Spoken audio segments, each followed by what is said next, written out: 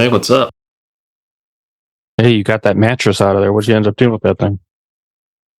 We put it on Facebook Marketplace for free box or whatever. Yeah, somebody snatched that up in like 20 minutes, right?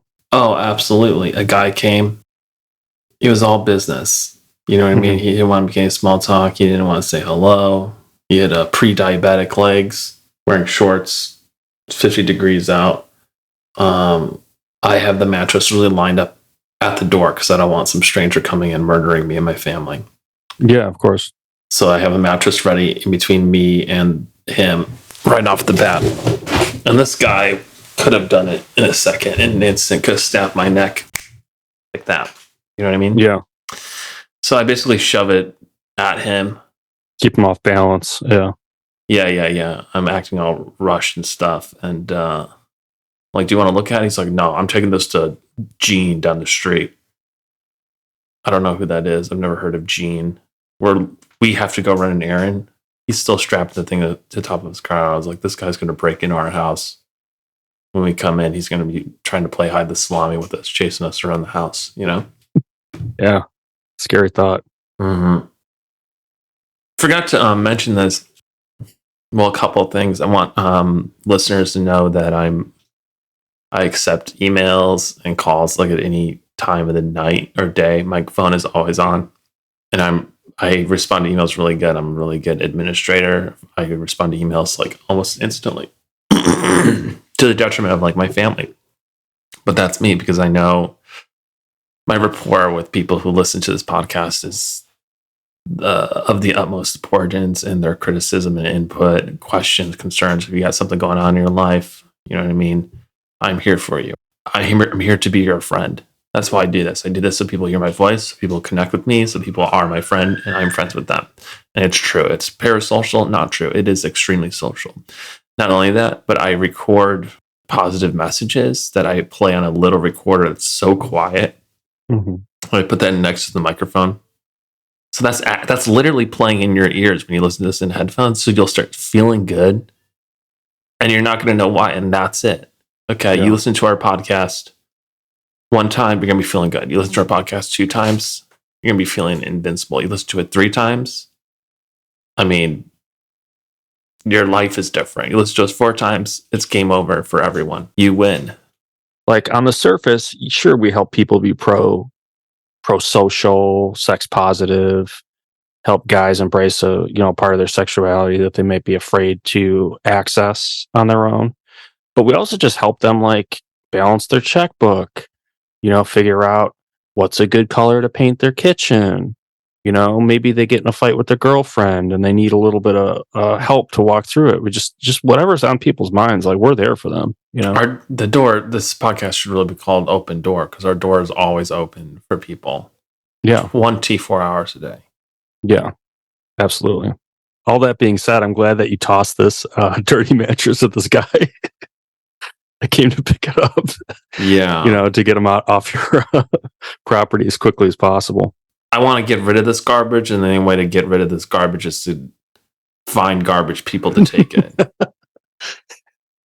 Yeah, my guess is a lot of these guys, they're hobbyists that like create their own insane asylum rubber room type situations where they just put mattresses, line the walls and the ceilings and the floors, and then they just like toss people in there. It's either that or it's a situation where like they go in there and they live with like maybe with their mother or something who's always nagging them, and then they just pad it with dirty soiled mattresses.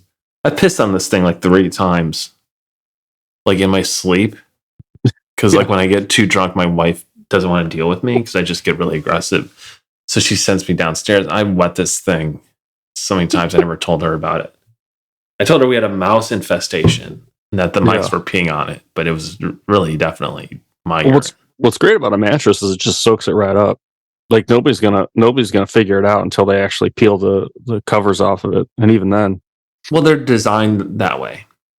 Yeah. So that it absorbs and it goes all the way in the middle, and then it doesn't smell. Yeah. A lot of these mattress guys, they just like to like cover themselves. They, like I think you talked a little bit about this last week, but they like to like crawl inside of a bunch of mattresses, underneath a bunch of mattresses, and try to see how many mattresses they can stack on top. before it starts to be uncomfortable for them. It's a sex They thing. like to, yeah. Like God knows what that guy did with your mattress and what your mattress is going through now. But I'll just say, if that mattress could talk, woo-wee. Welcome to the Fantasy Cast podcast, where three grown men pass the time by sharing their deepest, darkest fantasies. Here we go.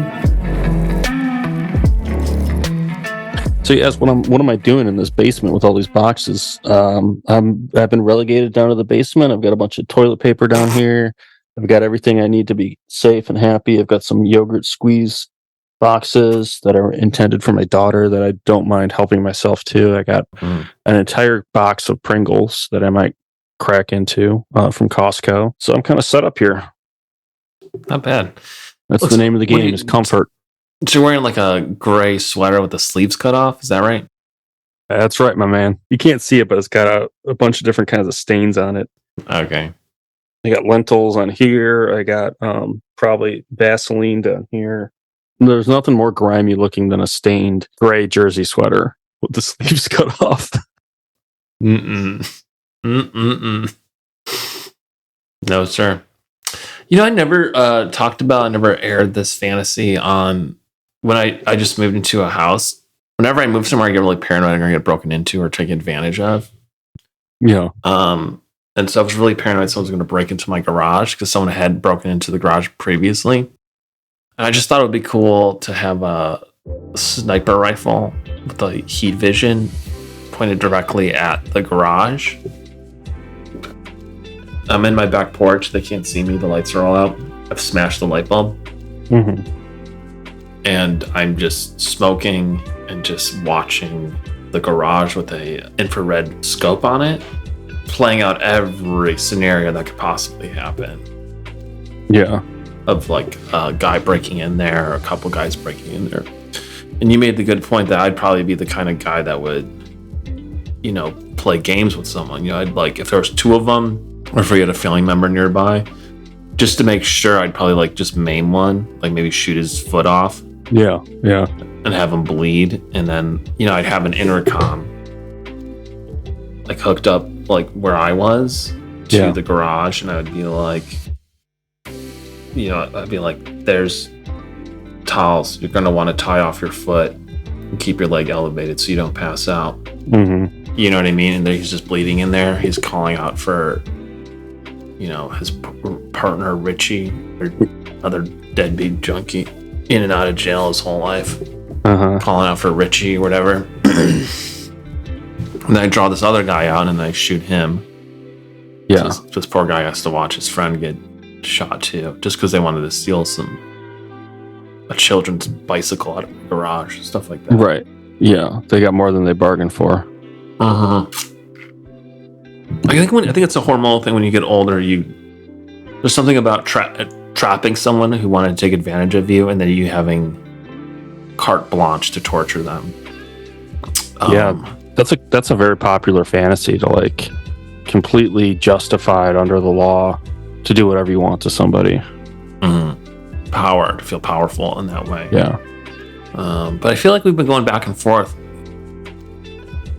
Couple ideas. You had something about starting a restaurant. Yeah, I'm glad you brought that up. I wanted to talk about that. So this is the fantasy within the fantasy, is that this podcast is going to blow up and we're going to be wealthy beyond our wildest dreams. I'm talking like Michael Barbaro style from New York Times. And opening up a restaurant, you know, and bar and grill. And I'm just going to kind of paint a picture of this place real quick to give people an idea. It's like real cozy. It's not a sports bar, but there's a couple of TVs on there if you want to watch the game. Mostly beer, but you know, basic liquor selection. But the thing that makes it special are the wings. And we take great care to make sure the wings are immaculate. You can find me there every night in the back, just hand battering all these wings to make sure that they're delicious. You know, I've got one of the wings that it's marinated in like a buttermilk that's soaked in Carolina Reaper peppers, which is, for those who don't know, the hottest pepper in the world. grown right here in the United States. It's not just the sauce that's hot, it's the actual chicken. How crazy is that? So anyways, just really taking care to make sure everything is absolutely delicious. Not a ton of things on the menu, but everything is really, really well made. And all the waiters and hosts and bartenders are all competitive bodybuilders or some kind of pro athlete of some kind. A couple reasons, mainly because they know the importance of attention to detail. And secondly, we have a fitness center located inside the restaurant. So they work 2 hours on, 1 hour off. And on their hour off, they can go and pump iron. And people who are eating and drinking and enjoying themselves can watch these hard bodies do their thing, just sculpt their bodies. Just sitting around, we got some free weights. We've got some just light exercise machines, nothing too noisy. We don't want to really disturb people. But, if you're like an MMA guy, you're maybe like a female bodybuilder or somebody who's doing like training for the Olympics and some kind of weightlifting competition. You get a job at our restaurant and you get to work out all day long. Not only that, but our restaurant is very accommodating of healthy lifestyle. I know it sounds crazy seeing as we serve wings, but you can get protein powder, you can get THC or CBD, or any kind of nootropic addition, enhancer to any of your meals. You can get a pre-workout put in any of your meals. Like if you want your wings dipped in a pre-workout with ephedrine or some other kind of fitness enhancer, you can do that. So it's really like a pro They health. sell ephedrine? It's kind of a gray area. I'm not really going to get into it, but I'll just say that if you know what to ask for at our restaurant, you can get it, and you're surrounded by people that really take care of their bodies and know the benefits of discipline and hard work, both in their, in their craft of developing their muscles, but also in just making a really good batch of wings. Just a fantasy I had. I know that you were talking about that too. I'm a kind of a food guy. I go to restaurants a lot, and I've always noticed that there's the quality. Once a place gets established, the quality gradually gets lower and lower, and that's something that if I was owner of this, I would just not accept at all.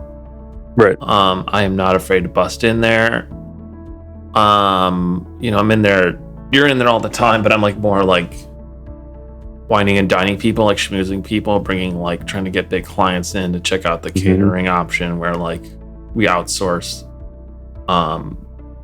the food and the munch and muscle, you know what I mean, to certain places. They wear bikinis or whatever. It could be like sexual somewhat. Let's face it, what isn't sexual? You go to a restaurant, you're always checking out the wait staff. Who isn't? Sure. I mean, I look at people's bodies all the time. People's bodies are objects. Human beings are objects. I don't know how else to put it. We are objects in the world. Okay, so anyways, I'm kind of the guy that like I bust in and I am like have like a really nervous energy because I'm a little bit insecure because I obviously don't spend a lot of time working in the restaurant or helping people in the restaurant or making it better. I'm just kind of like personality. So I have like a chip on my shoulder. I'm insecure. Yeah. So I go in there and I'm like, I make the wait staff uncomfortable because they're always trying to please. They always know they like to please me, but there's no way to please me because I'm always going to use it as an opportunity to look like I'm a detail freak. You know what I mean? Like a detail oriented person with whoever I'm trying to schmooze with. So I'll say, no, this table's not good enough. Can you actually, can you actually put protein powder in the blue cheese sauce, like on the side, so I can sprinkle it in? You know what I mean? Making stupid demands that you only do to be extra to show that you're not a normal person, right? And I would say like, yeah, these forks. Most places they have normal forks, but these are virtually indestructible. You only buy them once. Sure, they cost a little bit more, and then I'm like bending the fork, and it like breaks in half, and like a little bit flies off, and it hits like a little kid in his cheek and cuts it. And I go up to him, I'm like trying to comfort him, like, hey, big guy, calm down, buddy. You're okay, buddy. You're okay, buddy. And I whispered to one of the waiters, give him a free sundae or something. Just get him to shut the fuck up. And the waiter's like, we don't have sundaes. Just get him something, you fucking. I call him a moose dick, or something like that. Something really disgusting. And yeah, I fire. You mentioned this was a good idea. I'd like fire people on the spot for making me look bad, and then you have to like stop battering wings and like go back there and talk to them in the parking lot to get them back in there. And I begrudgingly like apologize to them, even though like it goes against every bit of my fiber. But you kind of got me over the barrel because it's like I know you do all the work. Well, your apology is real backhanded too. It's like, I'm sorry that you made me lash out at you. I lost my temper because I saw you doing something stupid. He has to take it, though. Yeah. He has to continue to take it. And I'm on the verge of a heart attack. I'm just like a nervous energy guy. Yeah. I'm the kind of guy who like if it's like a no turn, it's like only turn on green arrow. Like I never noticed that sign. I'm just always flipping out and gesturing wildly behind someone who's like following the rules.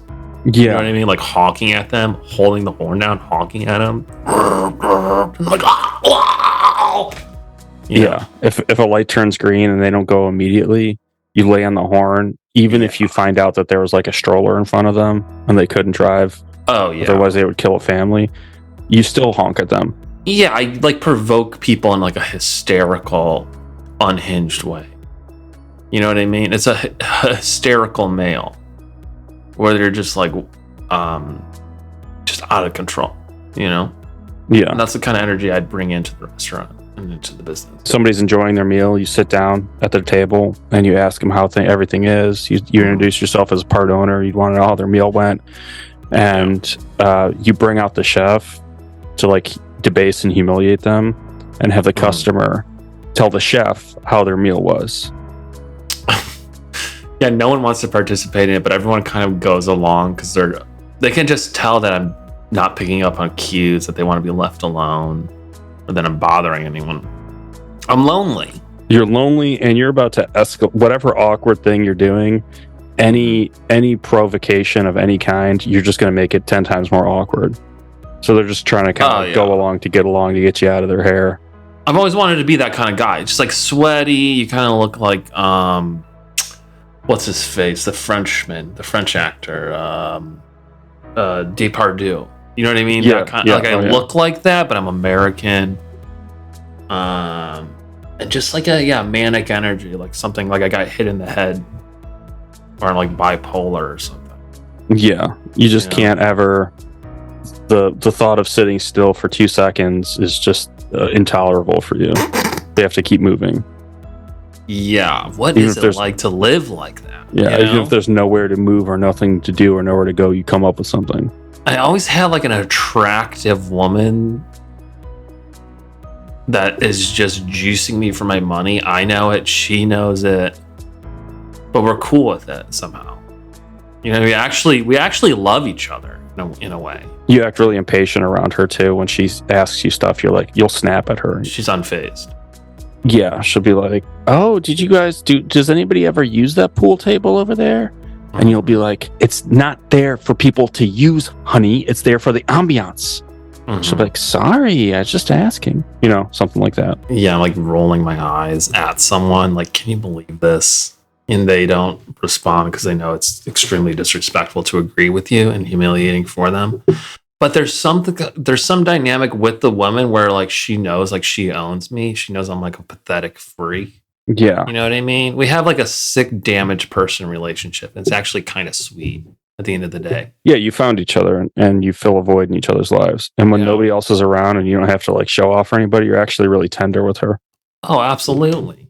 There's no doubt about it. Yeah. And I was saying that the one of the big gimmicks that we have is, I was telling you guys about this, haters eat for free. So if you give us a bad review, if you don't like our restaurant, you talk shit about us online or behind our back, or you're just on some general hater shit, come in. We'll give you a meal, we'll give you a drink, Only catch is you have to sit down and break bread with one of us. So you have to sit down and have a heart-to-heart conversation and toe-to-toe. talk to us. Yeah, just talk Break to us bread. like, break bread. Just like talk to us like a human being and realize that we're not just, these sexual fantasy guys. We're not just like patrons of these bodybuilders' bodies, these human sculptures, that we're actually people who care about things and have, live and love and breathe the same air, So come on and hate all you want. Come on, get yourself a free meal, but you got to sit down and talk to me, I'm glad we're on the topic of food, because you go to some of these restaurants and you order the nachos, carne asada, sour cream, cheese, I'm there. green onion, jalapeno, beans, guacamole, the works. You take a couple bites, you're full, but you keep going. You keep eating even though you're full. And that's an appetizer. Next step, you're getting a burger, you're getting wings, all this stuff to keep up with the boys. You don't need to be like, okay? I'm here to tell you there's a thing you can do. It's called healthy nachos. Okay? It's actually the right season to do this because the apples right now are perfect. Slice up an apple, get some peanut butter, scoop the peanut butter on a fork, put it on the slice of the apple, put that out on a plate, drizzle it with honey. You got yourself healthy nachos. I did this with my wife yesterday. She was running around. She was trying to do all this stuff. I said, hey, what's more important, eating these nachos with me or taking care of some bullshit that no one cares about? We ate those things together, and we ended up having a couple laughs. And I just got to say, healthy nachos, you're going to feel better in the morning. You're going to feel healthier. And it's a good way to connect with your loved ones. So next time you're on the fence, try to eat some healthy nachos. There's something about the combination. I don't know what it is or how some of these guys do it, but there's something about the combination of apple, peanut butter, and honey that's just electrifying. It just lights up all the taste buds. Your apples are sour, juicy. Peanut butter is salty, kind of dryish.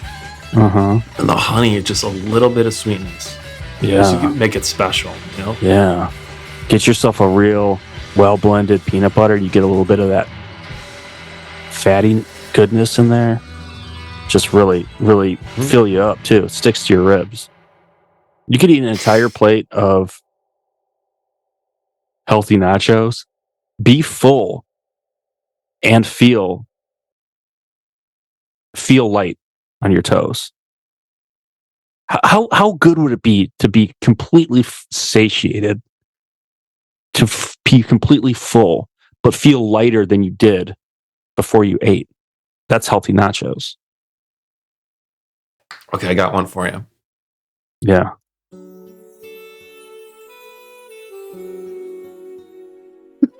I get called in for jury duty. And it's a murder trial. I can't get out of it. I run a business that's like a children's like indoor playground called Tunnels and Boxes. It's made exclusively out of like small tunnels and lock boxes the kids can get. They can lock other kids in and unlock it.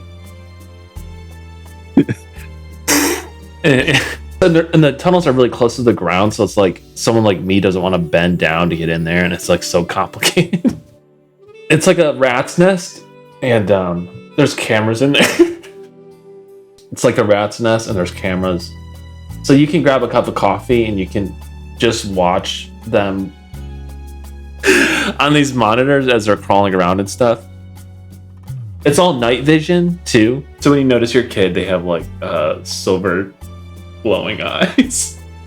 And when you want your kid out, you have to dangle a treat in front of one of the tunnels, and they just that's the only way to get them out, is they climb out of the tunnel if you dangle a treat in front of the tunnel. Anywho, so I'm running this business. It's like really important to me and my family and the community. Like everyone goes there. It's the only place like it in the world. I get called into jury duty, and it's a murder trial for one of the greasiest guys you've ever seen. You can just tell this guy's a cold-blooded killer. He doesn't blink. His heart rate never goes up. He's like 300 pounds, and like he just talks weird. He's creepy. You get called into jury duty, and it's you and by you I mean me, a regular looking guy, one really short, ugly looking guy with really tiny hands, and he's greasy and his acne, and another guy who's like fit, young, really articulate, and on his way to being like a successful lawyer. And all the rest is like a woman of every shape, size, ethnicity, and they're all beautiful. It's like a beauty pageant is the rest of the women. And you find out it's a murder trial. This guy is on trial for being a hitman for the Italian mafia. And the first day I'm like, well, this trial, I'm looking at everyone. I'm like, well, this is going to be pretty easy to convict this SOB. He's obviously a killer. I mean, look at him. They questioned the guy on trial, and he's going on and on about like just saying like red flag things. He's like, yeah, I don't have any connections to human beings. I've always felt it's easy to hurt people, and I will do anything for my boss, hands down. You know what I mean? He's basically admitting that he would kill if he wanted to. I look at people as empty shells, and I think if you buried them in the dirt, there's no difference if they're above the dirt or below the dirt. He's just saying like psychotic, crazy shit. And I'm like, case closed. I'm like stretching back, like looking around, getting distracted and dirty. Ugh. You know what I mean? Like I'm like whispering, like, when do we get our phones back or whatever? Okay, we go back to the hotel, and I can't contact anyone in the outside world. I can't even watch TV, so I'm just working on my body inside of the hotel room, just doing push-ups. I take apart the bed and I make like a chin-up system out of it. Completely demolish the bed. I'm like, well, fuck them. They stuck me here. You know what I mean? The city, John PQ sucker can fucking pay for this shit. I'm like shitting on the floor, pissing everywhere. So I'm like, oh, I'm gonna be here like a couple nights. I go to sleep. I'm sleeping on the floor. I'm freezing because I broke all the windows and shit. Threw the TV out. I just destroyed the place. I punched a hole in the wall to the person next to me just to like fuck with them. You know what I mean? I like stick my head out like I'm like Sid Vicious or something. Wakey wakey. You know what I mean? British accent. I get a knock on the door. It's three big guys, three of the scariest guys you've ever seen. And they're like, I want you to blow this trial, or we're gonna blow up your business with all the kids inside of it. I'm like, Jesus Christ, man, I don't need this. I'm like, okay, what do you need me to do? He's like, I want you to single-handedly screw every single person on the jury. And I'm like, that's a lot of work. I'm not like take a look around. I'm not exactly Romeo from Romeo and Juliet here. I'm going to need some help. And he's like, well, we're going to show you. I get a crash course on lovemaking. They bring in this guy's in like a leather mask. He comes in, they wheel him in Hannibal Lecter style. And they like take the mask off. Like immediately tries to like have sex with one of the other guys. Like this guy is like an animal. And he teaches me all this stuff. He teaches me the secret stuff.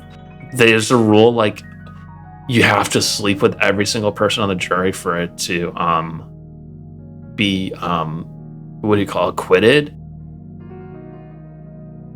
But they trained me too well, and like I had sex with them all like too good.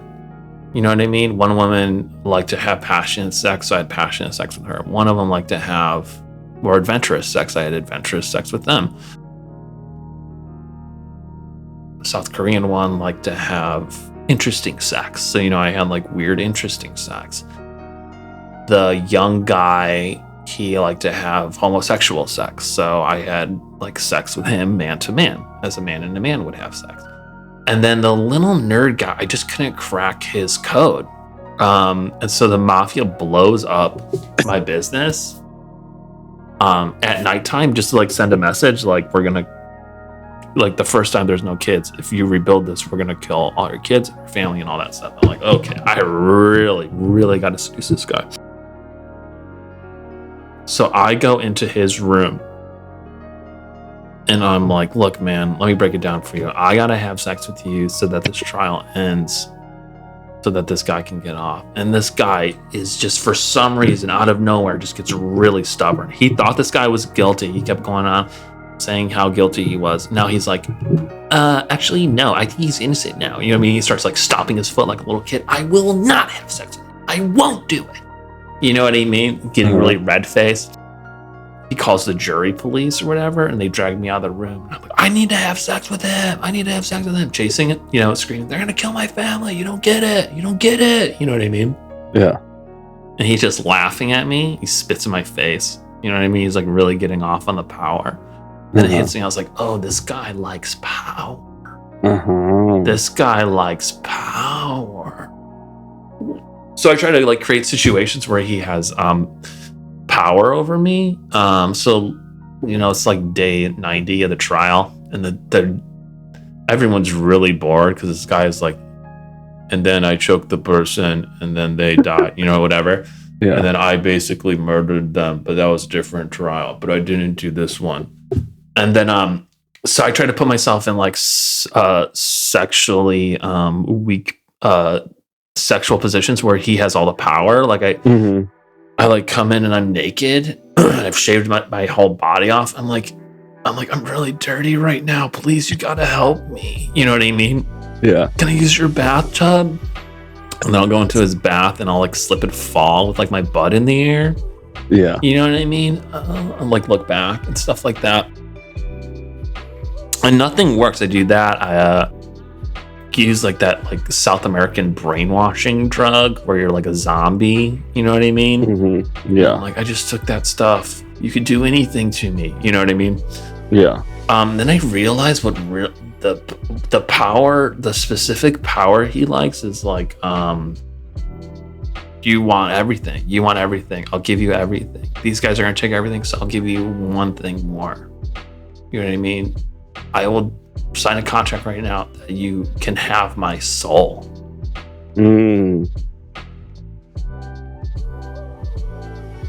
But once you sign this, I have to have sex with you. Okay? He is about to sign it, but then someone busts in and they're like, hold the presses. This guy was murdered in prison, so you don't need to worry about it. And he's like, oh shit, I better sign this. You know what I mean? I yank it out from underneath him, kick him straight in the crotch. I'm like, hell no. Yeah. You know what I mean? Ain't no one got me over a barrel now. Okay? It's like, what? He's scared. He's like, but I grab him by his belt, the back of his hair, and I start using him like a log through the door. You know what I mean? Yeah. Battering ram. Yeah. He's trying to get away. Last thing, all the beautiful women in the jury who are in love with me now, they're like, let's go party. And I'm like, I got my party right here. And I'm dragging him into the room. I close the door. And the last thing you hear is just the weirdest, creepiest laugh you've ever heard. And it's me. Because I'm going to torture this fucking little freak all night long. He's turned me insane. Yeah. You know what I mean? Yeah. It's like, who's different? That guy on trial or me now?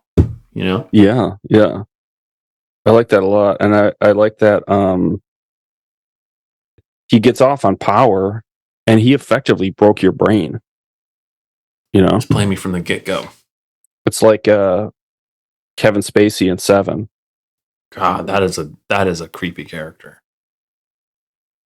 In order to completely control you, I pushed you to the brink, you, Mike, to the brink where you were willing to torture me and lose a part of yourself. Yeah, you're right. That is not who I am. That's just my read on it. That's an interesting read. I mean, I don't agree with it. I think it's pretty flawed in a lot of ways, but it's interesting. I also like how the Italian fuck master taught you all the tricks of the trade. But he didn't prepare me for everything. No, not everything. Crazy that there's people like that in real life. I was also thinking that for your business, like if you need to get the kids out of there, you can dangle a treat, but you can also take a bunch of sticks and twigs from your yard that are kind of damp and light them on fire and get a real good smoke going and put the smoke at one end of the tunnel and you'll smoke them all out the other side. So like if your kid is in there and you can't get in there to get them like you need to go, you can just smoke all the kids out. Might be cool to have like a, those like dog leashes, retractable dog leashes. Yeah. A really long one. So they can get in there and you can just start tugging them out. Oh, yeah, that'd be cool. Like you're fishing, basically. You just like, you get a little bit, you hold on to it. Yeah. You tug a little bit more, and, once you're done with your latte, the kid's a couple feet away from you. Yeah, that'd be cool. It's called tunnels and boxes. Wait, you said something interesting the other day, too. Didn't you say there was like Speedos and bikinis? Oh, yeah.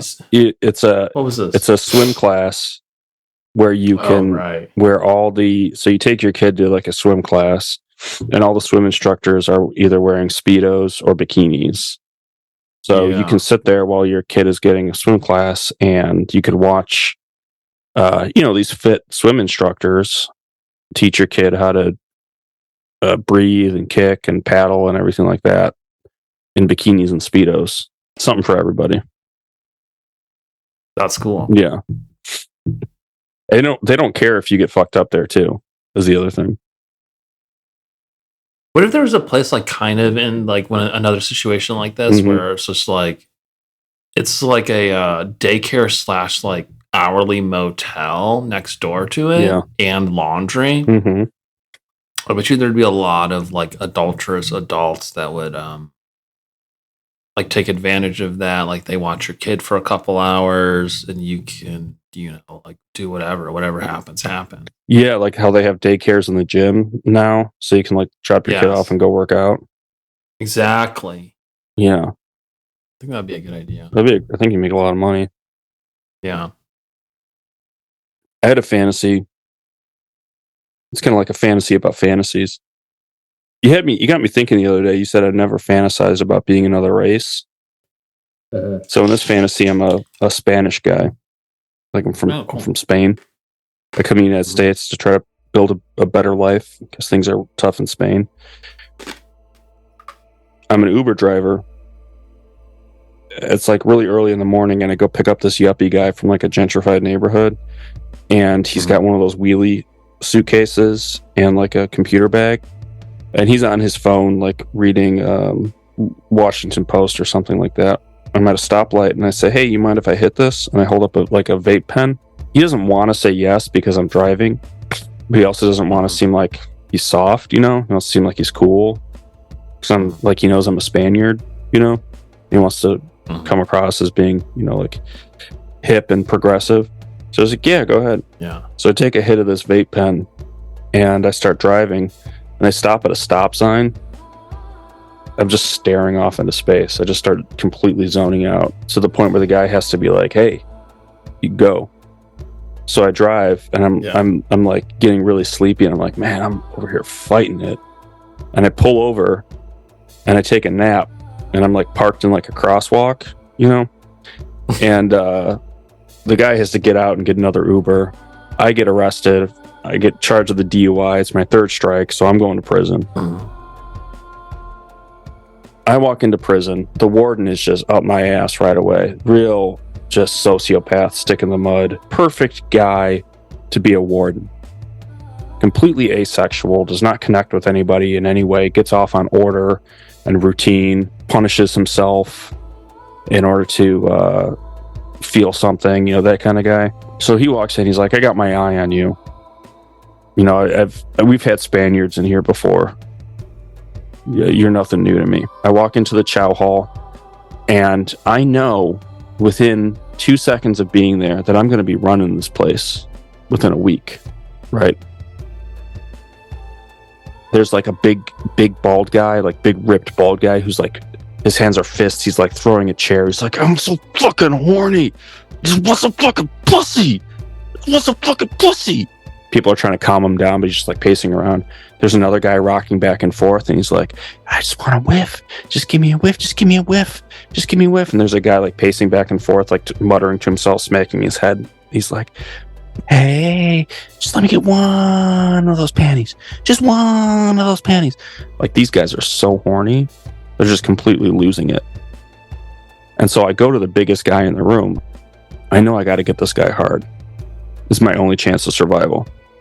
So I sit down at the chow hall. He's eating his food, and he says, can I help you? And I'm like, no, I'm good. I'm just eating my meal. He gets up and he's like, get the fuck out of my face. And I'm like, no, I'm good. And he's like, I'm gonna beat the goddamn shit out of you. And I say, you're a skincare consultant at a mall. You discover that the secret to anti-aging skincare formula is female squirt. You perfect how to make women squirt and use it to develop the skincare formula. This guy gets so hard that he falls to both knees and he blasts right there in the chow hall, and everybody's quiet. This guy hasn't come in probably like 10 years at this prison. So here I come in, I pull the thorn out of the lion's paw.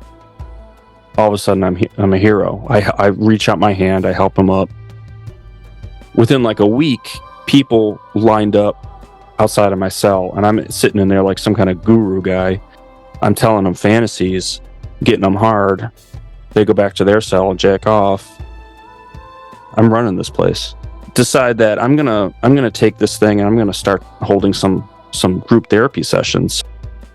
A couple days a week, I meet with these guys and I teach them how to fantasize. I teach them how to tell fantasies and how to get each other hard. And through the exploration of these sexual fantasies, we are able to uncover a lot of deep trauma and heal ourselves. We become rehabilitated. So I teach a bunch of these guys how to fantasize. They teach a bunch of guys how to fantasize. Pretty soon, the entire prison is just like operating on an entirely another level where they can just tap into the sexual fantasies whenever they want. They can get each other hard. They can get themselves hard.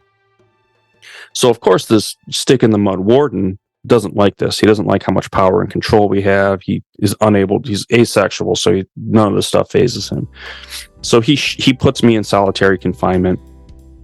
He puts my top lieutenants, my sexual lieutenants, in solitary confinement. But it doesn't matter, because we're able to connect with each other on this like fantasy astral plane. We're able to ascend our mental. So we're all meeting. We're in this fantasy orgy together, hatching a plot to break out of this prison. We stage a jack-off contest, like a coming contest, to see who can come the farthest. And there's a bunch of people standing around beating their hands on the ground and like chanting, creating a big ruckus. And the guards are like, break this up, what's going on, break this up.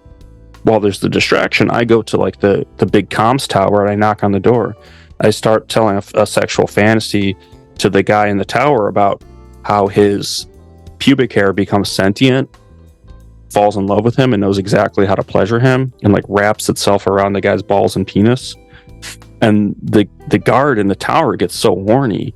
And he's like, tell me the end of the fantasy. I need to know the end of the fantasy. I'm like, you got to open the door. Come out. I'll tell you the end of the fantasy. So he opens the door and I say, and then you come.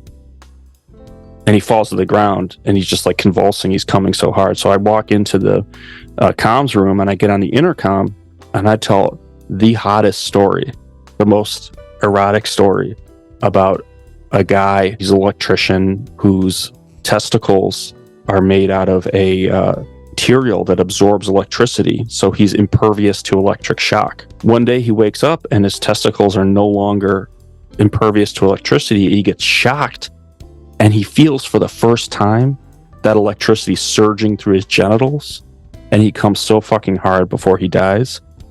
This fantasy that I'm telling over the intercom is so hot, every single guard just falls on the ground and is coming, and we just walk out of that place. You walk out. We just walk out of that prison. There's nobody manning it. They're all either dashing to the bathroom to jack off or rolling around the ground coming. So we get out. The warden tracks us down. because he's the only one who hasn't come, So he tracks us down to a farmhouse. We've taken a couple hostages. He gets all the U.S. Marshals are there. They surrounded the place. They're pointing a gun. And they're like, what are your demands? And like, give me a megaphone. Every single news camera in the country is aimed at this farmhouse. It's a real Waco situation happening here. And so I take out the megaphone, I step out, and I tell the hottest story about a guy who never learned how to read, and he only learned Braille. And he created such an intricate source of erotic literature and Braille-based pornography that every single blind person in the world had access to, but nobody else did. And the whole rest of the world went mad trying to figure it out. The Braille erotica connection is so intensely sexual. Every single U.S. Marshal sprays clown or comes. And because every single news camera is on us, we make the entire country come. And we just get to waltz right out of there. We walk right across the border to Mexico, open up a fuck farm, spend the rest of our days perfecting and honing different fuck styles. And we just spend the rest of our days just fantasizing and fucking different kinds of ways.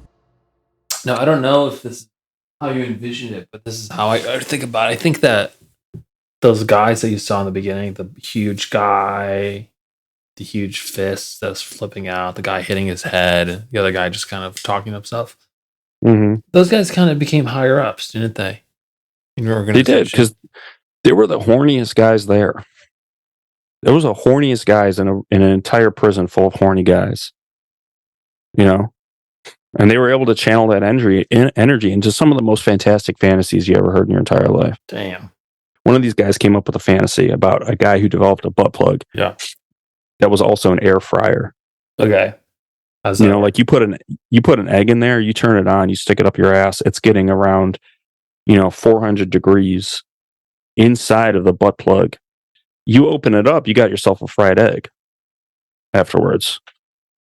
The kind of things these guys come up with, I'm like, that is just probably one of the hottest fantasies I've ever heard in my entire life. It's beyond, and it didn't even come out of my brain. It's very synergistic. You know what I mean? Yes. Like the whole is greater than the sum of the parts. Yeah. Like here you were rocking back and forth, scratching yourself so much that you were bleeding. Yeah. Because you were so horny you couldn't get a whiff. Yes. Now you're making the entire country come. Yeah. You're doing something for someone else. Now. Exactly. That's kind of the difference, isn't it? And that's and that's what fantasies are all about. And that's what a lot of people don't understand. That's what you're trying to say at the beginning of this show, is that it's about, helping people, connecting with people, bringing strength to people's miserable, pathetic lives that they feel trapped in. Yeah, there's no doubt about it. Some of the people that listen to this, some of the people that are listening to it right now are some of the saddest, most miserable people why would you just wonder what happened, who did this to you. There's so much evil in the world, so much suffering. Just get off your ass, you know what I mean? Get some fresh air, talk to someone, get a hobby. You connect with someone in real life. You can't keep looking at YouTube, you can't keep looking at TikTok. This social media stuff, it's not good for anyone. We all know that. It's self-harm. Get off it. Listen. I'm talking to you. You know who I'm talking to. You guy sitting in the car with the motor running in your garage. Turn your fucking car off. That's not the solution. Get out there, do something with your life, There's someone that keeps noticing like the hidden messages I hide in each episode and like the cryptic things I say and like what it's adding up to. I have a special message for you. Soon. Yeah. Something big, very, very soon that you need to do. Mm-hmm. And you know what to do. If you follow the clues, you know what I'm telling you. That's all I'm saying. I'm excited to see where that goes. Put down the cough syrup. Go outside, breathe some fresh air, take a jog, go volunteer somewhere, go out around people. That's what sexual fantasies are all about. They're about connecting with people. Stay away from big cities. Okay? Big cities, the Democrats have taken them and they've turned them into human cesspools. They're murderous, evil, cruel places. Places where I live, places where you live, places where John lives. You don't want to be there anymore. Okay? Don't go to them. You want to go to these places where you have to drive everywhere. There's literally no one you can talk to. Everyone knows your business. The best food you're going to get is Buffalo Wild Wings. You want to stay there. That's where it's safe. You want to stay in these places, okay? The kind of places where everything shuts down except for the Buffalo Wild Wings at 5 p.m. This is good stuff. This is the healthy. This is the 50s. That's how people lived in the 50s. Mm-hmm. Yeah, you're going to live to be 65 years old, 70 years old. Whereas if you live in one of these cities like we do, I might die tomorrow. Or worse, get caught up in one of those human centipedes that's going around. They just suck you right into it. Or, you're eating somebody's shit and shitting out that shit into somebody else's mouth. That's the city. You're living past to mouth, okay? It's like you gotta eat people's shit all goddamn day. And it's enough to drive you completely insane on the road. Someone looks at you the wrong way, you get out of the car, everyone's life is getting ruined. Their life, your life, something bad's gonna happen. This is the city. This is what the Democrats wanted. Yeah. Stay away from the city. Makes me want to just What? Get in my car and go into the garage and just fucking gun the engine. Throw on my favorite podcast, What's your favorite podcast? It's that Michael Barbaro one, the New York Times one. Who is Michael Barbaro? I don't know who that is. It's just the most basic ass fucking news. It's like 15 minutes long. This guy comes on and he's like, this is what's happening in the news today. But it's the most popular podcast. Okay, yeah, I've heard this shit. Yeah, it does have like that. It has like that pleasant kind of NPR ambiance. It's just kind of a soothing thing to listen to. Yeah, it's like 20 minutes long, and he's like, inflation is sometimes a problem, but sometimes it's not. God, get a look at this asshole. Share that pic. God, you're gonna want to fucking roast this dude. Looks like a complete chicken dick. You see this fucking clown. Oh God, he makes Ira Glass look like Arnold Schwarzenegger. I know, right? Look at those fucking glasses. Get the fuck out of here, Barbaro. Dude, I want to find him on the train. He's reading he has like a giant phone. And he's like, it seems like he's reading like a book. It's definitely a fiction book. I just keep bothering him on the train. You know what I mean? Hey, you're that guy from the radio. I keep messing stuff up on purpose. The weekly show, right? And he's like, yes. And moves to the other end of the car, and I'm like, keep looking at him, like peeking over people's shoulders and stuff like that. And then I go up next to him again, and I keep like mispronouncing his name. You're Steve Barbaro. I got pictures of you, and I'm like looking up pictures of like other people that look like him. I get a picture of Ira Glass. Hey, this is you, right? This is you, right? He's like, please leave me alone. I'm like, hey, fuck you. You think you're better than me? You know what I mean? Shit like that. Yeah. I go from, subtly provoking him to just straight up threatening his life. Yeah. Yeah. I hold my gunpoint. I start whispering to him. I'm like, don't try anything fucking stupid. My voice changes. I have a normal voice. Yeah. Okay. And I'm like, take him to an abandoned factory. Mm-hmm. I make him strip naked. And I pull a bad lieutenant and make him stick out his tongue. Yeah. I'm pleasuring myself under my jacket. You can't quite tell like what I'm doing, but obviously I'm pleasuring myself. Yeah. I grab his clothes, I throw it right in his face, put it back on, go home. Yeah. I give him cab fare. Yeah. I break his phone in half. I'm like, you have to take a cab. You know what I mean? I go home to my family. I have a beautiful home, beautiful kids. One of them's going to be is home for the holidays is going to be a neurosurgeon. Another one is doing like very serious environmental work, like groundbreaking environmental work. Yeah. I have a brownstone. My wife is my age, but beautiful, still beautiful and an angel. And I just have a happy life. And no one knows that I like do this sick stuff to smug professionals. Yeah. You know what I mean? Yeah. I like that. Smug media professionals. I'm like Batman.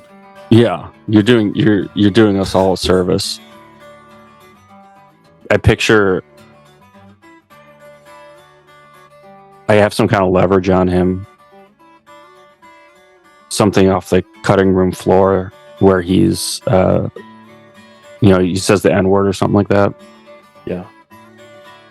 I play it for him. I'm like, listen, this could really be bad for you, Mikey. This could really be bad for you. You know it would be. He's like, what do you want? What do you want? I'll do anything. What do you want? I'm like, you're coming with me. We're going sledding.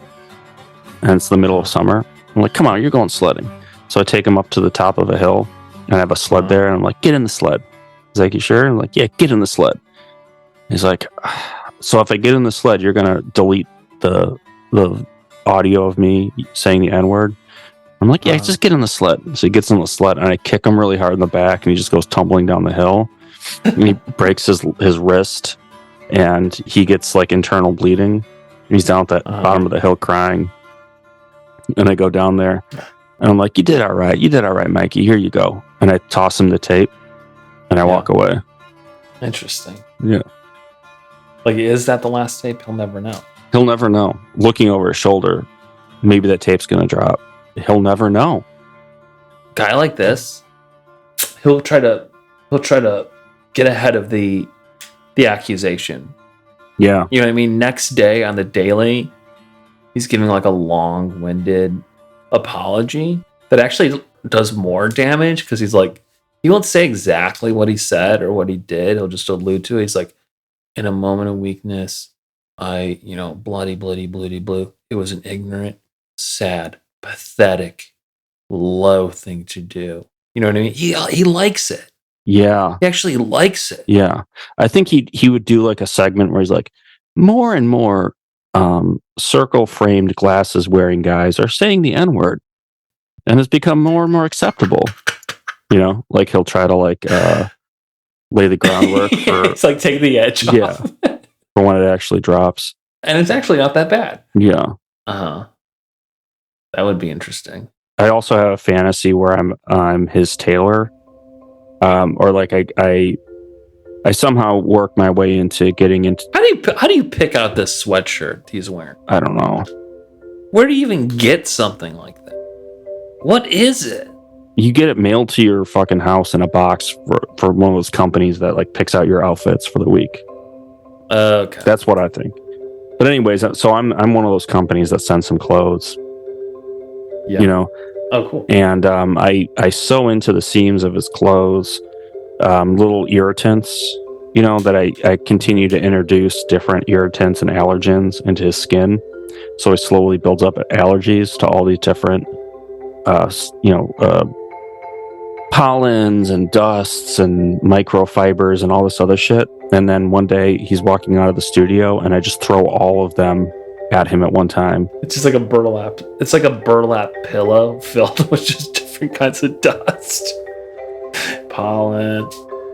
I don't want to kill him. He just I doesn't don't. I don't either. I don't want to kill anyone either. I think it kind of like that's just like a boner buster fantasy. You know what I mean? Where you're like, I want to torture and kill people. Yeah. It doesn't feel right. It feels empty. No, there's there's a drive that you get satiated, but then it doesn't go anywhere. You have to kind of be implicated in why. You kind of have to show how pathetic you are for even wanting this thing. And murder is just like, it's just too powerful. It's too one-sided. It's like, I win, they're gone. It's child. You have to throw your super ego a bone, or else you're gonna feel that tension of like, I just killed somebody and got away with it. Like, ugh. Yeah. So I don't kill him. I just make him. He just has a really bad allergy attack. Yeah, I mean, I didn't kill him in my fantasy either. We equally were degraded in the situation. Yeah. Yeah. Maybe I just wanted to take him down a peg because he just seems smug. Look at that look on his face. I can't take it with these guys. Leave me alone. Just leave me. I don't want my child to know who you are. Leave us alone. All right, I think we've run out of steam. I want to say thank you for being a part of the show and organizing everything. Thank John for being a part of the show, even though he wasn't here today. Thank all the listeners, and if you listen closely, you can hear subliminal stuff keeping you positive throughout the day, as well as implementing other like stuff that I have going on and want to do. To people who have been decrypting the things I say, I want you to know that you're on the right track. You just need to hang in there, and you need to crunch harder because a lot of you are getting close to what my message is. I like that, and I just want to say that if you're doing bad stuff out there, eventually you're going to get caught, and I hope you get punished for it. And you're not going to get away with stuff forever. So, just watch your back. Karma's a bitch, and keep on that hater shit. You'll see. You'll see. All right, Mike. I love you. We'll talk soon. Barely no one listens to this, and we haven't received any emails at all. All right, I'll talk to you later. I love you as well. All right. See you next week. Bye. Bye.